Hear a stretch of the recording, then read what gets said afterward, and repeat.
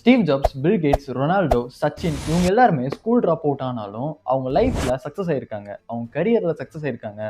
So நம்ம school drop out ஆனாலும் எந்த பிரச்சனையும் இல்லைன்னு நீங்க நினைச்சுக்கிட்டு இருக்கீங்களா? இதுதான் சர்வைவர்ஷிப் பயஸ்ன்னு சொல்லுவாங்க.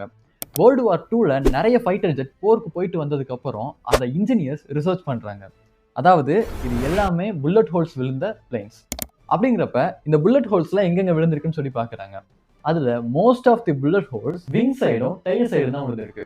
ஸோ இந்த விங் சைடும் டெயில் சைடும் நம்ம இன்னும் ஸ்ட்ராங் ஆக்கணும்னு நினைக்கிறாங்க.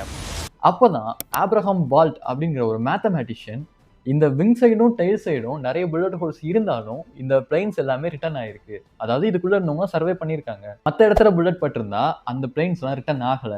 அப்படிங்கிறப்ப இந்த இடத்த, அதாவது புல்லட் ஹோல்ஸ் இல்லாத இடத்த தான் நம்ம இன்னும் ஸ்ட்ராங் ஆக்கணும், அங்கதான் ஆர்மர் அதிகமாக்கணும்னு சொன்னார். ஸோ இதுல இருந்து நமக்கு என்ன தெரியுது அப்படின்னா, Steve Jobs, Bill Gates, Ronaldo, Sachin இவங்கள மாதிரி 10 பேர் இல்ல 100 பேரை நம்ம படிக்காம சக்சஸ் ஆனவங்களை காட்ட முடிச்சுன்னா, படிக்காம ஃபெயில் ஆனவங்கள லட்சக்கணக்கான பேர் இல்ல கோடிக்கணக்கான பேர் காட்டு. ஸோ இந்த சர்வைவர்ஷிப் சொல்ல வர்றது என்னன்னா, நம்ம எந்த அளவுக்கு வின்னிங் சைட்ல இருந்து யோசிக்கிறோமோ அதே அளவுக்கு லூசிங் சைட்ல இருந்து யோசிக்கிறோம். அதாவது நம்ம ஒருத்தர் ஒரு விஷயத்துல சக்சஸ் ஆனதை வச்சு டிசிஷன் எடுக்கிறோம். But at the same time அதுல இன்னும் நிறைய பேர் லூஸ் ஆயிருப்பாங்க, அதாவது நிறைய பேர் தோத்து போயிருப்பாங்க.